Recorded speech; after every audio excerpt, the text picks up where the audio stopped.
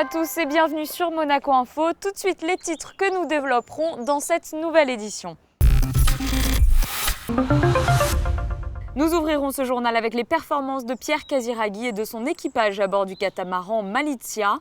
Nous reviendrons ensuite sur la conférence de presse donnée par la liste Union Monégasque ce mercredi au Conseil national. La jeune chambre économique de Monaco a organisé son 3e rendez-vous de networking Business Time avec pour thème les enjeux stratégiques de la mobilité pour la principauté. Mardi avait lieu la journée nationale du don du sang à Monaco, l'occasion de rappeler l'importance de la mobilisation et de sensibiliser le plus grand nombre à cette démarche. Et pour clôturer ce journal, nous reviendrons sur l'exposition Une rencontre, organisée par la Direction des Affaires culturelles à la salle d'exposition du quai Antoine Ier jusqu'au 16 novembre. Pierre Casiraghi et son équipage sont rentrés à Monaco après avoir participé au GC32 Racing Tour à bord du catamaran nouvelle génération Malizia. L'occasion pour le skipper monégasque de tirer un bilan sur sa première participation à ce championnat et de rencontrer les jeunes régatiers de la saison du Yacht Club de Monaco, Dominique Poulain. Malizia de retour à Monaco, c'était lundi en fin d'après-midi. Ce catamaran nouvelle génération vient d'écrire une nouvelle page de l'histoire du Yacht Club de Monaco. Barré par Pierre Casiraghi, il a participé au GC32 Racing Tour, un circuit international de 5 régates disputées dans les mers italiennes, d'Espagne ou encore de France, comme ici à Marseille. Malizia a pris la 6e place du classement général, un résultat prometteur pour le skipper monégasque qui participait pour la première fois à ce circuit de haut niveau. Beaucoup de découvertes pour moi, c'était une saison qui était difficile, on a eu de très bons moments, très rapides, on a fait aussi de très bons résultats et puis aussi des moments plus difficiles, des départs très difficiles pour moi et puis des conditions aussi difficiles, donc avec des résultats un peu moins bons, mais on avait l'objectif d'être dans les 5 premiers. Au niveau des points, on a réussi. Et malheureusement, on a perdu une place à Marseille, au classement général. Mais voilà, c'est que la première saison et je pense que j'ai appris beaucoup de choses et j'ai hâte de recommencer l'année prochaine et de bien m'entraîner cet hiver. Donc j'espère que ça va bien se passer. Le GC32 Racing Tour a permis à Pierre Casiraghi de se mesurer aux 11 autres concurrents. C'était aussi l'occasion d'entamer une période de rodage, notamment au niveau des foils, ces 2 ailes profilées placées sous l'étrave du bateau qui lui permettent de voler sur l'eau. J'ai commencé de zéro, j'ai jamais barré de catamaran avant, jamais barré de bateau à foil avant. Donc j'ai tout découvert et pour ça je dois saluer vraiment l'équipe qui m'a fait confiance. C'est pas facile quand on est à 35 nœuds de savoir qu'à la barre il y a quelqu'un qui est vraiment un novice dans ce type de bateau. Et donc j'ai dû apprendre très vite. Et puis c'est aussi grâce à l'équipe ils m'ont beaucoup aidé, ils avaient beaucoup plus d'expérience que moi. Et donc c'est sûr que c'était vraiment de la découverte. Pour son retour sur Terre, l'équipage a reçu les félicitations du prince Albert II et a été accueilli par les jeunes de la section sportive du Yacht Club de Monaco. Un moment privilégié pour ces jeunes régatiers qui ont pu partager et échanger avec ces professionnels de la mer. Pour cette course, Pierre Casiraghi était épaulé par des marins chevronnés. Parmi eux, Sébastien Coll, spécialiste de match racing, est chargé sur Malizia de la tactique à bord. C'est un sport d'équipe, il faut de la complémentarité, ce n'est pas forcément les meilleures individualités qui s'associent qui ont les meilleures équipes, donc il faut beaucoup de complémentarité et pour pouvoir dans les moments difficiles être cohérent, se soutenir et avancer. Donc c'est avant tout une aventure humaine et technologique aussi, parce qu'il faut aussi mettre au point ce bateau pour qu'il aille de plus en plus vite. Et Pierre Casiraghi ne compte pas s'arrêter là, il veut poursuivre l'aventure avec Malizia, progresser et monter sur le podium de la 5e édition du GC32 Racing Tour. Un mot de politique à présent, je vous propose de découvrir le compte-rendu de la conférence de presse de la liste Union Monégasque. Plusieurs sujets ont été abordés, notamment ce mercredi, les explications avec Vanessa Dessy. Union monégasque a tiré la sonnette d'alarme à l'occasion de son traditionnel point presse. La minorité souhaite sortir des dépenses publiques les retraites des fonctionnaires en créant une véritable structure distincte. Même si la principauté est aujourd'hui un pays prospère, l'avenir budgétaire reste l'une des grandes préoccupations du Conseil national. L'inquiétude, là, je crois, est largement partagée par le gouvernement, c'est-à-dire que nous avons une dette viagère certaine, qui devra bien être financée un jour, et cette dette ne peut aller qu'en s'accroissant. Donc le gouvernement, semble-t-il, a choisi de prendre le taureau par les cornes, de créer un fonds pour ceci. La forme de ce fonds nous convient-elle? Nous en débattrons lors de décembre prochain, lors des questions que nous poserons dans le cadre du budget primitif 2017. Mais un premier pas est fait en ce sens. Je crois que au moins, tout le monde a bien conscience qu'il faut faire quelque chose, que la retraite des fonctionnaires est véritablement pour nous, je veux dire, État monégasque, une obligation à très long terme, à 20, 25, 30 ans, qui se chiffre à plusieurs centaines de millions d'euros, et que l'on doit obligatoirement aujourd'hui se poser la question de comment nous allons résoudre ce qui deviendra un problème dans quelques années si nous ne faisons rien. Le futur de l'usine d'incinération est encore au cœur des discussions. 60% des élus plaident pour une filière propre en principauté et souhaitent une disparition totale de cette dernière. La question de son renouvellement fait actuellement débat. Tout le monde connaît mon opinion quant à l'avenir de l'incinération en ville à Monaco. Il y a un grand fait nouveau quand même qui a été porté à notre connaissance, alors que depuis 3 ans on nous disait l'inverse, c'est que la France était intéressée à traiter nos déchets.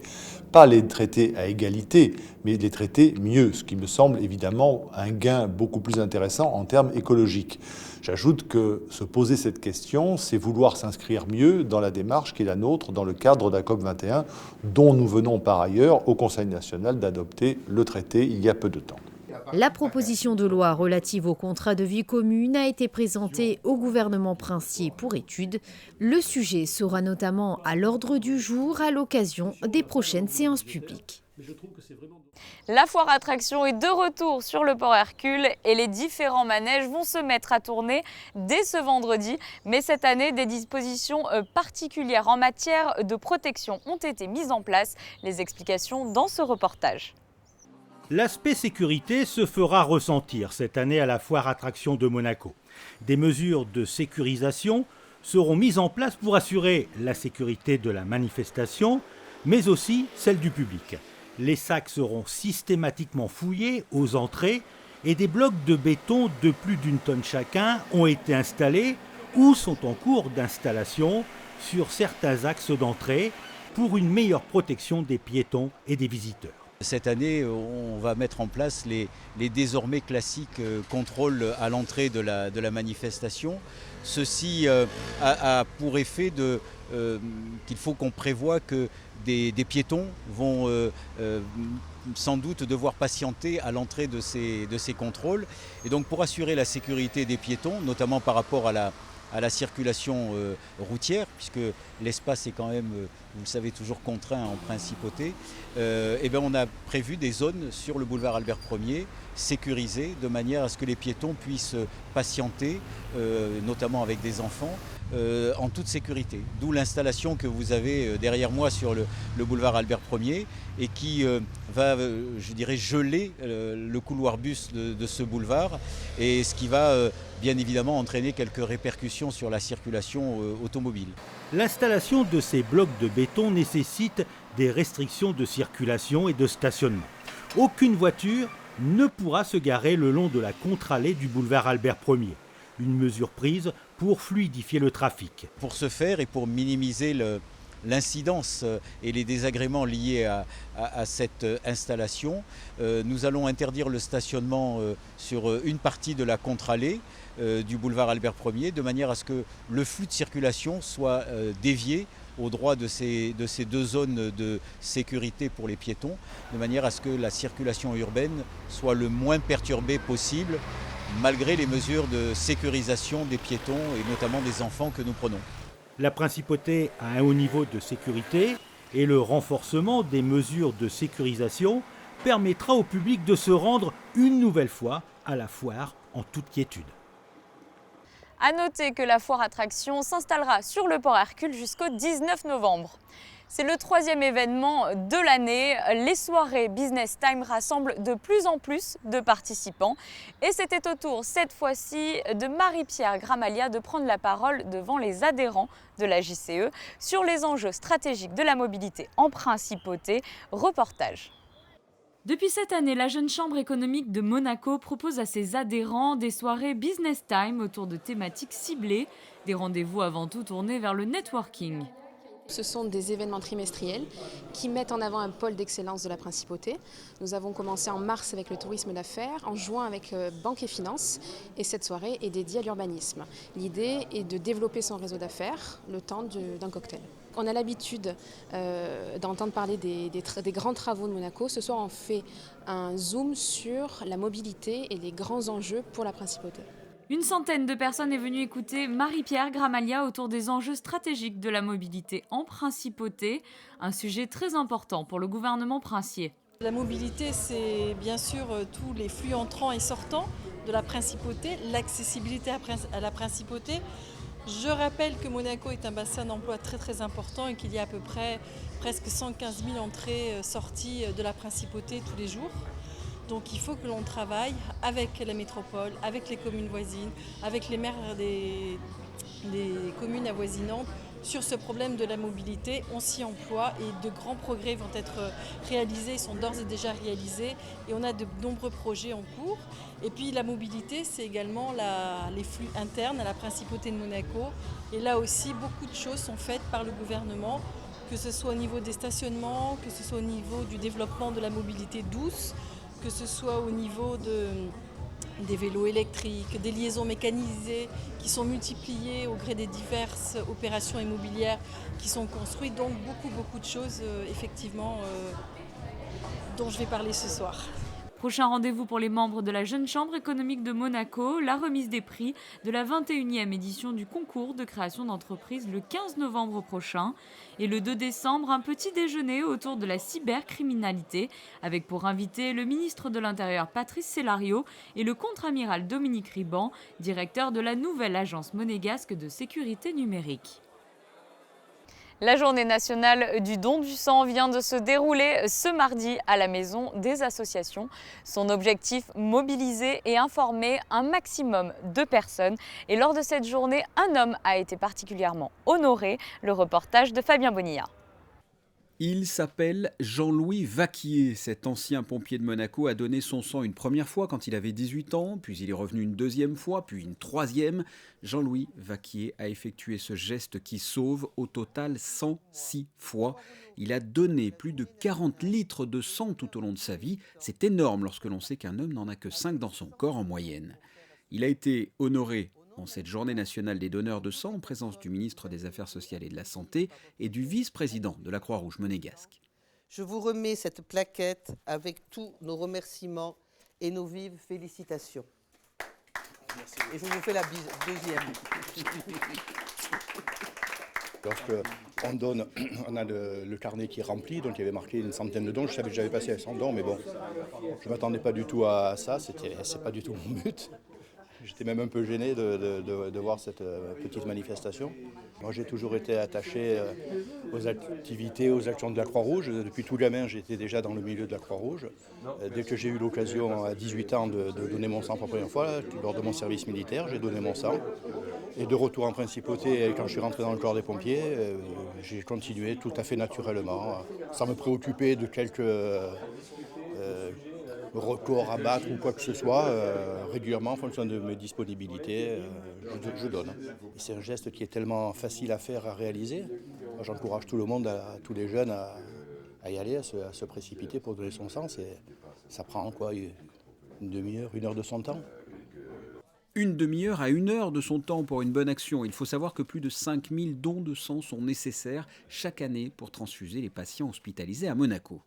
Notre but, c'est évidemment de promouvoir le don de sang auprès des gens de la Principauté, des résidents de la Principauté, de tous les salariés de la Principauté, de façon à ce qu'ils contribuent justement à l'effort qui est nécessaire pour assurer le maximum de produits sanguins de très bonne qualité aux patients de l'hôpital et du centre cardio-thoracique de Monaco et également de l'IM2S. Ce qui serait merveilleux, c'est que nous arrivions à l'autosuffisance. Nous en sommes encore un petit peu loin, et c'est le challenge de ces journées pour avoir d'abord des poches de sang et pour avoir surtout de nouveaux donneurs. C'est pour ça que nous faisons quand même une campagne assez importante pour que les gens soient sensibilisés au don du sang, parce que jusqu'à présent, rien ne remplace le sang humain. Cette journée nationale organisée par l'Amicale des donneurs de sang et le Centre de transfusion sanguine avait pour but de sensibiliser, d'informer le grand public, mais également de mettre en place une grande collecte symbolique à la Maison des Associations ce mardi de 10h à 15h. Une occasion de prélever le précieux sésame. Des anonymes, des altruistes y sont venus faire un don et vont sauver des personnes qu'ils ne connaissent même pas. Une rencontre, voici le titre de l'exposition présentée à la salle du Quai Antoine Ier. Un rendez-vous qui rassemble les œuvres de 2 artistes de Monaco. Sandrine Eck vous dévoile leur nom dans ce reportage. Ils sont tous deux des figures marquantes de la vie artistique et culturelle de Monaco. Daniel Lorenzi Scotto et son époux Jean-Eugène Lorenzi ont réalisé une multitude d'œuvres. 200 d'entre elles sont proposées ici aux visiteurs. Un parcours avec différentes inspirations. Ici, Venise, des couleurs, du noir, du blanc, de la musique, des textes. L'artiste Daniel Lorenzi Scotto, à la tête de l'école des arts décoratifs pendant 20 ans, évoque avec tendresse ses œuvres et celles de son époux. Je vais vers de la simplification et de la lumière. Je pense que les artistes doivent être comme ça. Au départ, on fleurit beaucoup les choses et je pense qu'à la fin, on tend vers quelque chose de plus épuré. Et j'ai la chance d'avoir un atelier en Italie, à Ospedaletti, et je travaille cet atelier en face la mer. Il a de grands plafonds. Pour les odeurs térébenthines, c'est mieux. Et je travaille très très volontiers là-bas. Donc j'ai fait des choses plus simples. C'est un hommage à Jean. Jean aurait 100 ans cette année, puisqu'il avait 20 ans de plus que moi. Il est né en 1916. Alors c'est en même temps un hommage au personnage qu'il était, car c'était un personnage complet. Il était artiste, mais c'était aussi un avocat, je pense, de renom. Les tableaux et les dessins sont signés Daniel, le corpus d'œuvres graphiques, dessins et encre sont signés Jean-Eugène. Ce dernier, disparu en 1989, a laissé bien sûr une production dense, et si chacun avait son propre style, est difficile de ne pas ressentir la fusion qui caractérisait ce couple d'artistes. Pendant plusieurs années, on a travaillé sur l'archive de Jean et Daniel. Et on a découvert une quantité extraordinaire d'œuvres et surtout la capacité extraordinaire d'utiliser toutes les techniques. Et c'est pour ça qu'on a dit qu'il faut absolument faire connaître ces 2 artistes monégasques qui étaient déjà bien connus parce qu'ils avaient une position sociale, personnelle, de travail très importante, mais que personne ne savait, je pense, sauf les amis, qu'ils avaient une telle capacité et une telle richesse. Et on a commencé à faire un travail vraiment terrible, c'était choisir. Le choix était très très difficile, donc on a pris la décision de suivre plutôt une logique chronologique, entre guillemets, mais moi je préfère dire que c'est une histoire qu'on va raconter. C'est l'histoire de la vie d'un couple. L'exposition Une rencontre, organisée par la Direction des Affaires culturelles, à découvrir au cœur de la salle d'exposition du Quai Antoine Ier jusqu'à la mi-novembre. Certaines de ces œuvres vous plongeront aussi dans le Monaco d'autrefois. Et dans le reste de l'actualité, en bref et en images. Mardi, leur Excellence messieurs Gilbert Saboya, ministre des Affaires étrangères de la Principauté d'Andorre, et Pasquale Valentini, ministre des Affaires étrangères et politiques de la République de Saint-Marin, ont effectué une visite à Monaco dans le cadre des négociations avec l'Union européenne. Comme vous pouvez le voir sur ces images, une réunion de travail était organisée en compagnie notamment du ministre des Relations extérieures et de la coopération de Monaco, Gilles Tonelli. Au cours de cette rencontre, ils sont revenus sur les influences du Brexit, sur les négociations en cours, mais également sur l'avancement de la négociation au plan institutionnel ou encore le développement de la libre circulation des marchandises et les attentes sur la libre circulation des services. Ce week-end, les archives audiovisuelles de Monaco, avec le concours de l'Orchestre Philharmonique de Monte-Carlo, proposeront à la Salle Garnier un ciné-concert autour du fantôme de l'opéra de Rupert Julian. Jean-François Zigel improvisera au piano l'accompagnement de la projection. Voici pour l'essentiel de l'actualité en principauté. Je vous propose à présent un aperçu de la météo de ces prochains jours. Jeudi, beau ciel bleu le matin et ce jusqu'à la mi-journée. Le temps se couvrira progressivement. Les températures resteront agréables avec 15 degrés au lever du jour et 20 degrés dans l'après-midi. Vendredi, nuages quelque peu menaçants dans la matinée. Le soleil fera son apparition au cours de la journée. Pour débuter le week-end, soleil voilé dans la matinée. Les nuages seront plus nombreux dans l'après-midi. Les températures seront clémentes. Il fera 20 degrés au plus chaud de la journée. Dimanche, ciel très nuageux, les températures seront en baisse. Lundi, ciel encore incertain. Et finalement, mardi, le soleil reviendra progressivement. C'est la fin de ce journal. Merci de nous avoir suivis. Retrouvez toute notre actualité sur nos pages Facebook, Twitter et Instagram. Je vous dis quant à moi, à très bientôt sur Monaco Info.